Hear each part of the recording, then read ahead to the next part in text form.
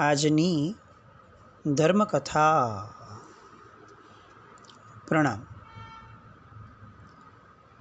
પન્યાસજી મહારાજ મૂછાળા મહાવીરજી તીર્થની અંદરમાં 700 તપસ્વીઓની ઓળી, એમની સાથે બાપજી મહારાજ સમુદાયના આચાર્ય શ્રી ભદ્રંકર સુરીશ્વરજી મહારાજા, એમના પોતાના તપોરત્ન શિષ્યો શ્રી પ્રદ્યોતન વિજયજી મહારાજ, શ્રી કલ્યાણપ્રભ વિજયજી મહારાજ સાહેબ, શ્રી જયમંગલ વિજયજી મહારાજ સાહેબ, આ બધા મહાપુરુષોની 100મી ઓળીની પૂર્ણતાનું ભવ્ય ઉજવણું એ પણ ત્યાં. સાહેબજીના 9 શિષ્યો અને પ્રશિષ્યોએ એમના જીવનમાં 100 ઓળી પૂર્ણ કરી હતી. 9 શિષ્યો અને પ્રશિષ્યોએ. સાહેબ એમના શિષ્યોને એક બહુ સરસ મજાનું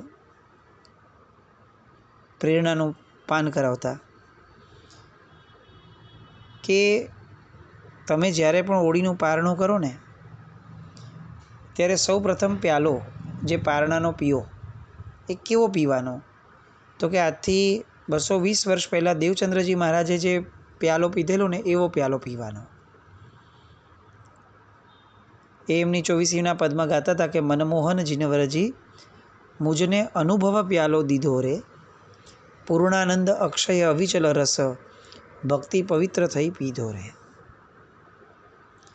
પારણું કરવું છે તો કરજો, પણ બધી પરપરિણતિ જે છે એને ત્યાગી અને સાધના, તપ અને ભક્તિ દ્વારા અનુભવ ગોચર રસનો, દિવ્ય રસનું પારણું કરજો અને એક આત્મ અનુભવ એને પામજો.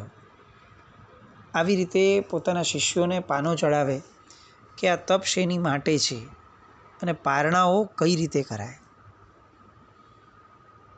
આ બધા ઉજવણાનો હર્ષ સાહેબને પણ તબિયત થોડી વધારે નરમ પડવાની શરૂ થઈ એટલે ત્યાંથી મુંડારા ગામમાંથી શ્રદ્ધાળુ જૈનો આવ્યા સંઘ સાથે અને ચાતુર્માસ માટે વિનંતી કરી. જય બોલાઈ એટલે સંવત 2030 ઈસવીસન 1974નું ચાતુર્માસ એ મુંડારામાં શરૂ થયું. ત્યાં સાહેબે કેટલીક સરસ મજાની ત્રિપદીઓ અને કેટલાક વિશેષ આયામો આપ્યા હતા.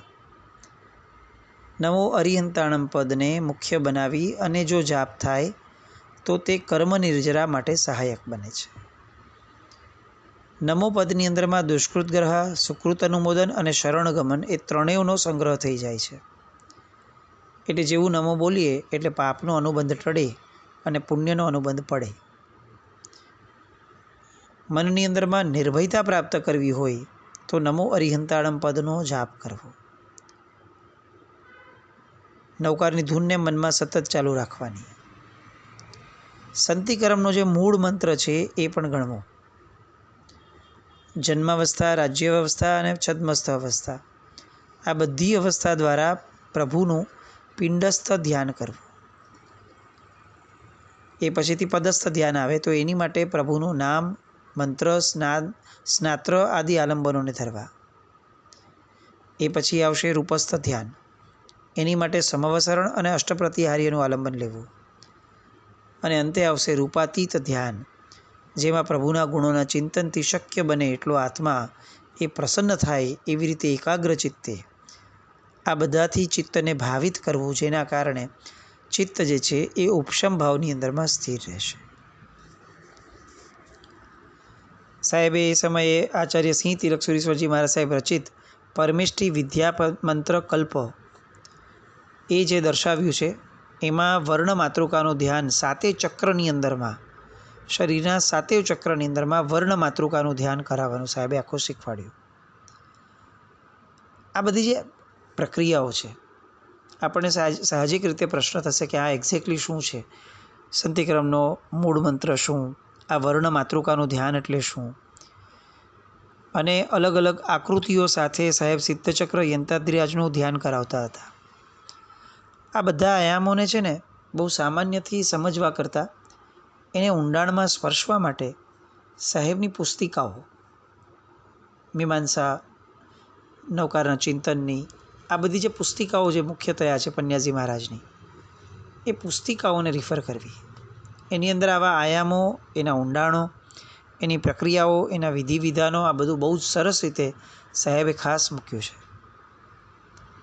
એટલે આ વિશેષપણે ઊંડાણમાં જવા માટે જેમને ભાવના હોય ને એમણે ચોક્કસપણે આ રીતે સાહેબના પુસ્તકોને રેફરન્સમાં લાવી. સાહેબની ઉદારતા કેવી? તો કે એકવાર કલ્યાણ સાગરજી મહારાજ મુનિપણામાં હતા એ સમયે એમને 27 મણકાની શ્યામ વર્ણની માળાની જરૂર પડી. એટલે એમણે સાહેબજીને તરત કીધું કે સાહેબ આપની પાસે આ માળા હોય તો જુઓ ને. એટલે સાહેબે તરત એમને કીધું કે મારી પાસે આ શ્યામ સૂતરની માળા છે, તમને આપી દેવામાં મને કોઈ બાધ નથી. હું પોતે જે 3 મંત્રોની માળા આની પર ગણું છું એ મંત્રો જો તમે રોજ ગણવાની બાંહેધરી લો તો હું તમને આપવા તૈયાર છું. એક તો સુંદર ગૂંથણીવાળી માળા અને બીજું સાહેબની આગળથી માળા લેવાની. એટલે તરત કલ્યાણ સાગરજી મહારાજે કીધું કે સાહેબ આપો એટલા મંત્રો ગણવાની મારી તૈયારી, પણ આપની પાસેથી નવકારવાળી જોઈએ. આવો સાહેબ પ્રત્યેનો બધાનો સદભાવ. પૂજ્ય ભદ્રંકર સુરી મહારાજ બાપજી મહારાજના એમની પાસે એકવાર આનંદરાજજી ગેમાવત નામના એક શ્રાવક પોતાની ભવ આલોચના લેવા માટે પહોંચ્યા. ત્યારે ભદ્રંકર સુરી મહારાજ સાહેબે એમને કહ્યું કે ગેમાવતજી, અહીંયા નજીકમાં પૂજ્ય પન્યાસ ભદ્રંકર વિજયજી મહારાજ સાહેબ બિરાજે છે. ઘણા જ અનુભવી અને મહાન પુરુષ છે. ભવ આલોચના ગ્રહણ કરવા માટેનું શ્રેષ્ઠ સ્થાન પન્યાજી મહારાજ છે. એમ કહી અને એમણે ભવ આલોચના લેવા માટે સાહેબજી પાસે મોકલ્યા. પોતે આચાર્ય ભગવંત છે ભદ્રંકર સુરી મહારાજ, અને પોતાનું પણ વ્યક્તિત્વ આમ વિચારવા જઈએ, સાંભળવા જઈએ તો એમ લાગે કે કદાચ ચોથા આરાની વાનગી જેવું એ પૂજ્ય ભદ્રંકર સુરી મહારાજ સાહેબનું જીવન. અને તેમ છતાં પણ એમ કહે કે ભવ આલોચના લેવી હોય, શુદ્ધ થવું હોય તો શુદ્ધ વ્યક્તિ તરીકે પન્યાજી મહારાજથી શ્રેષ્ઠતમ કોઈ તત્વ તમને ન મળે. સાહેબ માટે કેટલી બધી લોકોને સદભાવનાઓ હશે. એક ભાઈ લક્ષ્મણભાઈ એ એકવાર લોકોને પોતાનો અનુભવ શેર કરતા હતા કે એકવાર સવારે 6:30 વાગે સાહેબજીના ચાતુર્માસના પ્રવેશનું મુહૂર્ત હતું ગામમાં. હું ત્યાં હતો અને આખી રાત વરસાદ ચાલ્યો. સવારે 5 વાગ્યા સુધી બારે મેઘ ખાંગા થયા હોય એટલો બધો વરસાદ. હવે ટ્રસ્ટીઓ મૂંઝાયા કે આ તો વરસાદ કહે મારું કામ, પ્રવેશ કેવી રીતે કરશું? એટલે 5:30ની આસપાસ સાહેબ પાસે ગયા. સાહેબજી કહે કે પ્રવેશ તો આપણા નિર્ધારિત સમયે જ થશે, ચિંતા નહીં કરો, બધું જ સારું થઈ જશે. ટ્રસ્ટીઓને મગજમાં બેસે નહીં કે સાહેબને જરાય ચિંતા નથી. 5:30 થવા આવ્યા છે, 6:30નું તો મુહૂર્ત છે. અને અચાનકથી 6:15 ને 6:15-20 જેવું થયું એટલે ઈશાન ખૂણેથી હંસોનું ટોળું ઉડતું આવ્યું અને એક્ઝેક્ટ 6:30 વાગે નિર્વિઘ્ને ચાતુર્માસનો પ્રવેશ થયો હતો. આવા બધા પ્રસંગો સાહેબના જીવનમાં કે જેને વિટનેસ કરવાના લોકોને પણ એવું લાગે કે આ કંઈક અલૌકિક ને અદ્વિતીય વ્યક્તિત્વ. એકવાર એક મુમુક્ષુભાઈ સાહેબજીના દર્શન માટે મુંડારા પધાર્યા અને એમણે કીધું કે સાહેબ મારી વૈરાગ્યની ભાવના જોરદાર છે, પણ માતા પિતાની અનુમતિ મળતી નથી. પણ સાહેબ હવે મને એવું લાગે છે કે હું બહુ રાહ નહીં જોઈ શકું, એટલે સાહેબ અનુમતિ મળે કે ન મળે મારે ચરિત્ર લઈ લેવું છે. અને ત્યારે સાહેબે એમ કહ્યું કે થોડી ધીરજ ધરો. વિઘ્નોના જે વાદળો છે ને એને દૂર કરવા માટે નવકારની સાધના વધારો.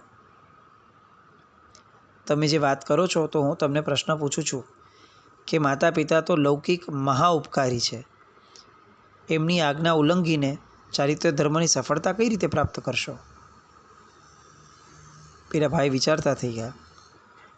થોડી વાર તો એકદમ શાંત થઈ ગયા. એમને તો ઉલટાકનું એમ હતું કે મને તો કંઈક પાનો ચડાવશે સાહેબ. એટલે સાહેબે એમને કહ્યું, એમની મનસ્થિતિ સાહેબે આંકી અને તરત એમને કહ્યું કે જુઓ, એક જ ઘરમાં રહેતા 2 સગા ભાઈઓ વચ્ચે પણ મનમેળ જોવો મુશ્કેલ છે. તો એવા સમયે તમે પ્રવજ્યા લઈને આવો અને સમુદાયની અંદરમાં કોઈક ગુજરાતી હોય, કોઈક મારવાડી હોય, કોઈક તપસ્વી હોય, કોઈક વયાવચનો પ્રેમી હોય, કોઈક સાજુ હોય ને કોઈક માંદું હોય, બધાના પરિવારો ભિન્ન, બધાના પ્રદેશો ભિન્ન, ભાષાઓ પણ ભિન્ન, વિચારો પણ અલગ અલગ, રહેણીકરણી પણ બધાની અલગ. તો આવા સમયે સમન્વય સાધી અને સમાધાન વૃત્તિ જો કેળવવી હોય તો સૌથી પહેલાં મૈત્રી અને આત્મીય ભાવ કેળવવો જોઈએ. હવે જો તમે તમારા માતા પિતા પ્રત્યે એમના ઋણ સ્વીકારના ભાવમાં નથી તો મૈત્રી ભાવ કેવી રીતે કેળવશો? એટલે સાધુપણું જો દીપાવવું હોય, સાધનામાં સફળતા પામવી હોય તો એક કામ કરો, નવકારની આરાધના વધારો, તમારા વિઘ્નોને ટળવા દો અને માતા પિતાની અનુમતિ આપવા દો. પેલા ભાઈને મગજમાં બેસી ગયું અને આવી સાવ આમ મુલાયમ પીછા જેવી વાતો કોને ગળે ન ઉતરે. એમણે આરાધના વધારી, નમસ્કાર મહામંત્રના જાપ વગેરેમાં આગળ વધ્યા. ગુરુ કૃપાથી એમને માતા પિતાની સંમતિ પણ મળી ગઈ અને ધામધૂમથી એમની દીક્ષા પણ પછીથી થઈ ગઈ. અનેક આવી બધી વાતો. એમાં એકવાર એમણે મુંડારા ગામના ચાતુર્માસની અંદરમાં આ વાત કરી કે વીર સંવત 969ની અંદરમાં શાસન દેવી બદ્રી દેવી એની સહાયથી વર્ધમાન સ્વામી ભગવાનની પરંપરાના 39માં યુગ પ્રધાન આચાર્ય યશોભદ્ર સુરી મહારાજ એમણે એક જ દિવસે અને એક જ સમયે મુંડારાના શાંતિનાથ ભગવાન અને એનાથી 25 કિલોમીટર દૂર રહેલા સાંડેરાવ તીર્થમાં બિરાજમાન પાર્શ્વનાથ ભગવાન એ બંનેની પ્રતિષ્ઠા પોતાના હાથેથી કરેલી. એટલે આ મુંડારાના ભગવાન શાંતિનાથ દાદાએ કેટલા જબરદસ્ત આવા મહાપુરુષના હાથેથી પ્રતિષ્ઠા થઈ એ કેવા પ્રભાવક હોય. પાછું મુંડારાના લોકોને પૂરસ ચડાવવા માટે કે રાણકપુરનું જે ધરણ વિહાર દેરાસર છે એના મુખ્ય શિલ્પકાર દીપા સોમપુરા એ પણ મુંડારા ગામના. પરંપરાએ એમનો પરિવાર આજે પણ મુંડારામાં અને જાણે પથ્થરમાં કોઈ કવિતા કોતરી હોય એવી શિલ્પકળાને આજે પણ એમણે જાળવીને રાખી છે. આ સાહેબની વિશેષતા હતી. જે પણ સ્થળે જાય એ સ્થળ વિશે સાહેબ હંમેશા જાણકારી મેળવે અને પછી શેર કરે અને જાણકારીમાંથી સાહેબ કંઈક ને કંઈક આત્માની અનુભૂતિ તરફ લોકોને લઈ જાય. રાણકપુરની પંચતીર્થી માટે ત્યાંથી સાહેબની પ્રેરણાથી સંઘ નીકળ્યો મુંડારાથી. મુનિ પ્રદ્યોતન વિજયજી, કુંદકુંદ વિજયજી મહારાજ સાહેબ એમની નિષ્ઠા હતી અને તીર્થનો ઇતિહાસ વગેરે મહાત્માઓએ શેર કર્યો. 1444 થાંભલાવાળું દેરાસર સોમસુંદર સુરી મહારાજની પ્રેરણાથી મુખ્ય શિલ્પકાર દીપા સોમપુરા મુંડારાના એમણે બનાવ્યું અને વિશ્વમાં જૈન ધર્મની સ્થાપત્ય કળાનું ગૌરવ એમણે વધાર્યું. એ આખું મુંડારાના ગામનું મહત્ત્વ. રાણકપુર તીર્થની અંદરમાં જ્યારે સાહેબ પધાર્યા હતા ત્યારે એમણે એક જબરદસ્ત અનુપ્રેક્ષા મૂકી હતી. આદિનાથ ભગવાનની ચૌમુખ પ્રતિમાજી એ રાણકપુરમાં ત્યાં છે અને સાહેબે પ્રથમવાર દર્શન પર કર્યા પછી તરત કહ્યું હતું કે મૈત્રી, પ્રમોદ, કારુણ્ય અને મધ્યસ્થ આ ચારેય ભાવોના એક એક ભગવાન એ જીવંતપણે અહીંયા બિરાજમાન છે. ચૌમુખજી ભગવંત માટેની એમની અનુપ્રેક્ષા મૈત્રી, પ્રમોદ, કારુણ્ય અને મધ્યસ્થ ભાવની કેવો ઉલ્લાસ વધારે. એકવાર સાહેબના જીવનમાં એમના વિશેષણો જે જનરલી આપણે બધા જ મહાત્માઓની આગળ લખતા હોઈએ છીએ એવી રીતનું એક વિશેષણ એમના નામની આગળ લખાઈને આવ્યું હતું. પ્રશાંત મૂર્તિ પન્યાસજી શ્રી ભદ્રંકર વિજયજી મહારાજ.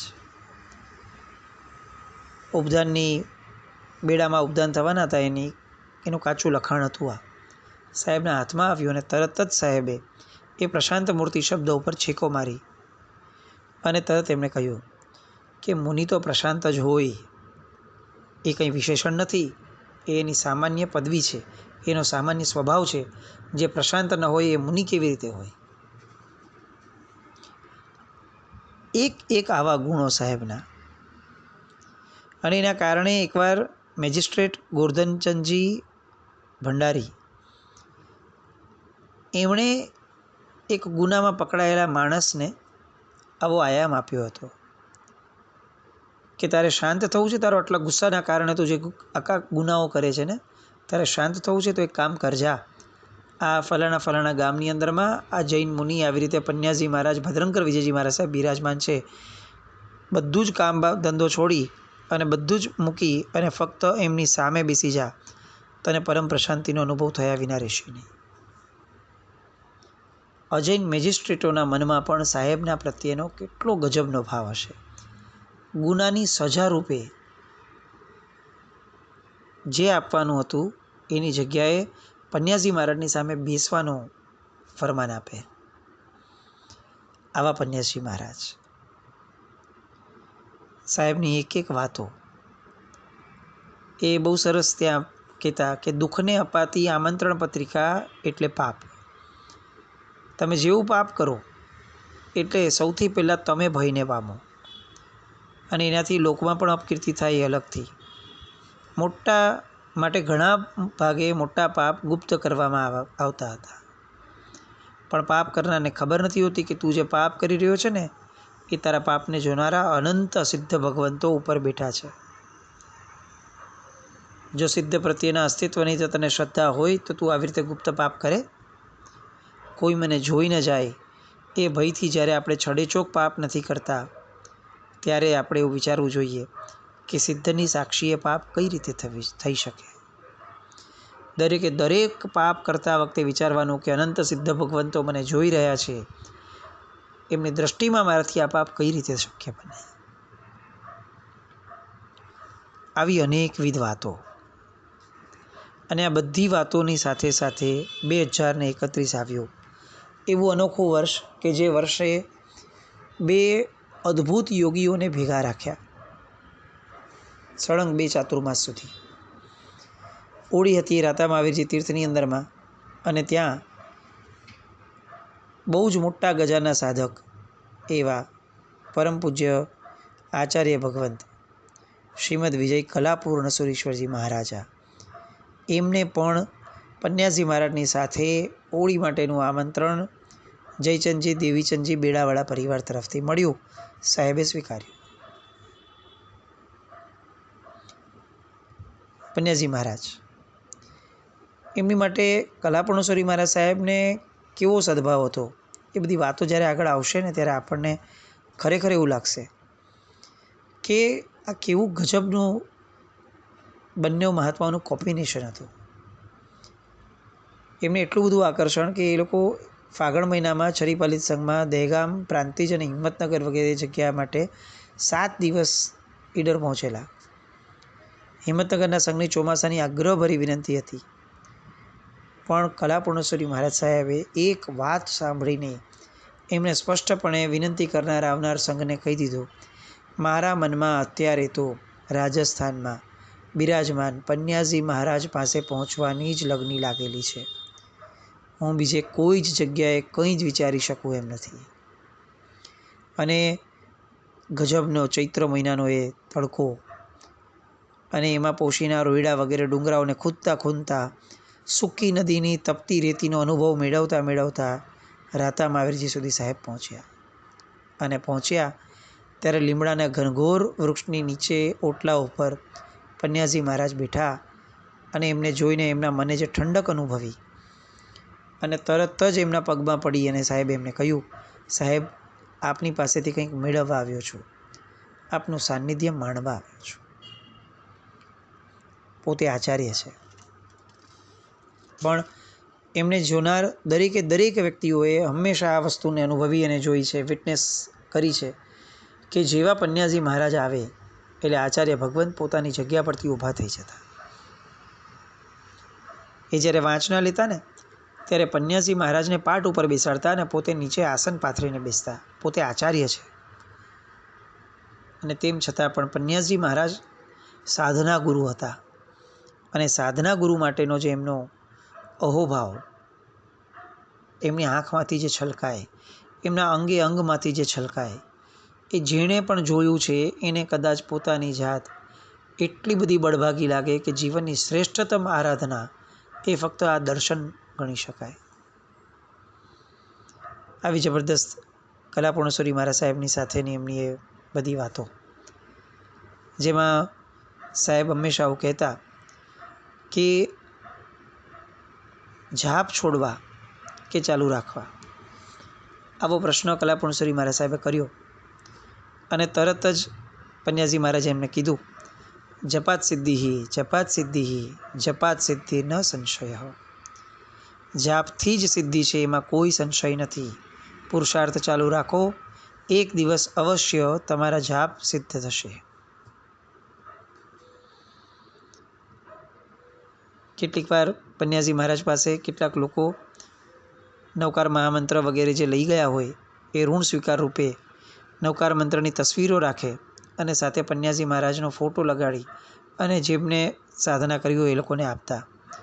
એકવાર સાહેબની નજર પડી અને તરત જ એમણે ચોખ્ખું કહી દીધું કે પોતાના નામ અને રૂપની મમતાના કારણે જ સંસારના મૂળિયાઓ મજબૂત બને છે, અને સ્પષ્ટ ના પાડી દીધી કે મારી પ્રતિકૃતિ કે મારી તસવીર ક્યાંય લગાડવી નહીં. પોતાની આગળ કોઈ માંગલિક સાંભળવા આવે તો પણ સૌથી પહેલું ફિક્સ વાક્ય હોય, 12 નવકાર ગણો પછી માંગલિક આપીશ. કોઈ પણ કાર્યનો આરંભ મહામંગળના જાપથી થાય તો તેના સ્મરણથી વિઘ્નો ટળી જાય અને શુભત્વમાં વૃદ્ધિ થાય. આવી સાહેબની વાત. 4 અવસ્થાઓ, એ અવસ્થાઓની અંદરમાં કઈ રીતે આ અવસ્થાઓના નામો પણ આપણે ક્યારે ન સાંભળ્યા હોય એવી જાપની અંદરમાં લયલીન બનવાવાળી 4 અવસ્થાઓ, એ અવસ્થાની વાતો અને બીજી સાહેબની આત્મ સાક્ષાત્કારની વાતો. પન્યાજી મહારાજ અને આચાર્ય ભગવંત કલાપૂર્ણેશ્વરી મહારાજ સાહેબની સાથેની વાતો, એ બધું આવતીકાલે ફરીથી સાંભળવા મળીએ. જીનાજ્ઞાવૃત કંઈ પણ બોલાય તો મિચ્છામિ દુક્કડમ. જૈનમ જયતિ શાસનમ.